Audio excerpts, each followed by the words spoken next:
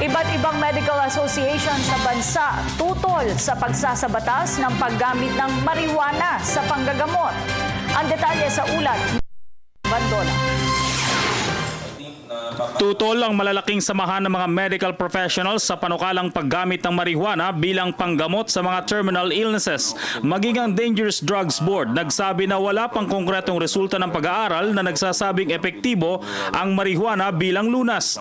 Babala ni DDB Undersecretary Edgar Galvante, posibleng madagdagan pa ang tinatayang 1.3 milyon na drug users sa buong bansa kung may isa sa batas ang paggamit ito. Lalo pat pangalawa ang marijuana sa mga inaabusong illegal substance ngayon. Paliwanag ni Dr. Leonor Cabral Lim, ang marijuana noong unang panahon ay nagtataglay lamang ng 3 tetrahydrocannabinol o sangkap na nakapagdadala ng hallucination.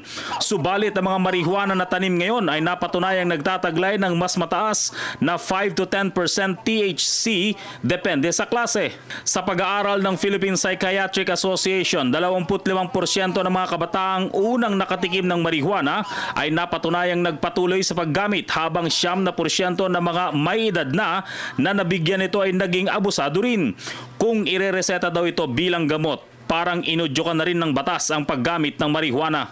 Handa daw ang mga manggagamot na magkilos protesta para mahinto ang pagsasabatas ng House Bill 04477 o ang Compassionate Use of Cannabis Bill. Para sa Telebisyon ng Bayan, George Bandola.